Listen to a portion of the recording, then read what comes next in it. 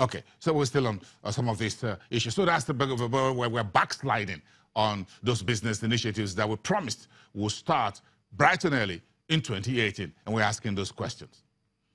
Now, the Nigerian government says it's upset with the Transparency International about its latest ranking that says Nigeria fell below previous ranking in last Wednesday when the Anti-Corruption Agency reported Nigeria under the Corruption Perception Index. And we reminded everyone last week on Thursday that this was what you call the Perception Index ranking. It's called the CPI. It's not actual cases of corruption, but the perception of how people perceive Nigeria as a country in corrupt practices and anti-corruption exercise. So the TI, that's the Transparency International, says Nigeria has not improved, but the authorities over the weekend sent out a number of press releases and emails and says, no, Nigeria has improved in many other areas, and that the Transparency International report was actually not correct. Nigeria says the only index in which the country fell short was in the Economic Intelligence Unit Country Risk Service. Transparency International ranked Nigeria 148 out of 180 countries on Corruption Perception Review Report, giving Nigeria just 27 points out of 100 points last Wednesday. You agree with me, that's a very dismal performance. Now Nigeria is contesting that very strongly. Meantime, one of the NGOs, what by the name Socio-Economic Rights and Accountability Project, is called SERAP in terms of acronym, says the Nigerian government should not dismiss the latest Transparency International ranking as a fiction. SERAP says, according to media reports, the CPI, which is the Corruption Perception Index, may not be perfect, and in fact, no index is perfect, but the CPI may not show actual evidence of corruption in the country, but perceptions are commonly a good indicator of the real level of corruption. And that's what SERAP says, and is being reported this morning in the newspapers. But I have a question of my own. What about anti-corruption in the business sector? You want to read what my opinion is? Go to my Twitter page at @bbosin. You'll find my thoughts since yesterday, Sunday, and I've seen a lot of reactions there, what we should do with anti-corruption in Nigeria's business sector, while we chase the public sector on the other hand.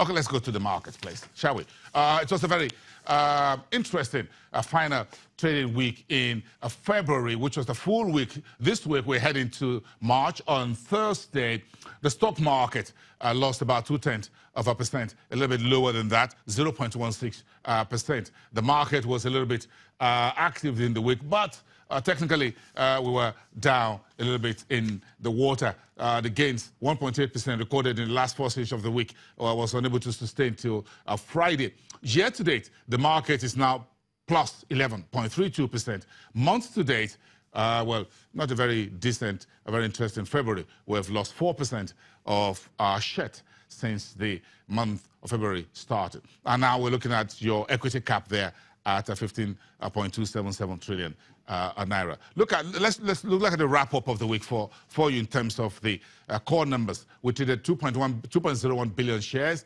for a naira value of 21.74 and in 25,496 deals.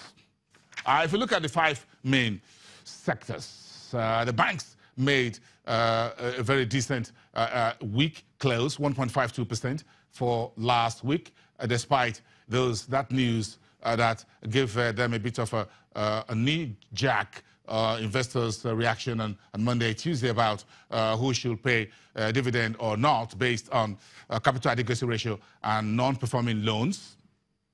That seems to have now been cleared up a little bit, with everyone understanding what is expected and who will likely be paying dividend or not as we get our fourth quarter numbers and full year 2017 earnings in starting from this week, all things being equal, at least with the early birds. Consumer goods, a negative 1.06%. Industrial goods fell about half 1.2%. The insurance gained 1.24%. They went close to their cousins. Oil and gas was also a decent 1.81%. Despite. But let's move on to the oil and gas, and you shall see a bit of a very lackluster in terms of price on Friday, but we had a bit of trading. In volume terms, that's looking at the right side corner of your TV screen. But in terms of price, you see this was all quiet. Corn oil led this sector, dragged this sector by 18.32% last week, and that was quite significant there. Corn oil finished 32.10 on the board. But let's flip that and look at Seplat is sitting at 685.1. But again, I'm looking for Japol there. Just flip that, okay, folks. Let's see. Japol Oil Maritime Services is one in the news for most of last week. This small cap company is got a new private equity investment, and you can see the volume 5.304 million ordinary shares, 7.69% to the north. The price fell below 50 kobo, went down, now is heading back in the positive territory. That's the only green shoot on Friday, 0.42. That's 42 kobo there, technically speaking, for the share price of Japol. And the market reaction is still hanging around that stock. $350 million from an American investors. That's quite a lot of money if you have that in your back pocket. I don't have that. So, but let's move on to the NESD, over-the-counter market. That's where your NESD OTC looks like, 1.18% last week. That's quite much better than the broader equities market. The market cap was shy at the doorstep of 450 billion, Naira 64.76 reading.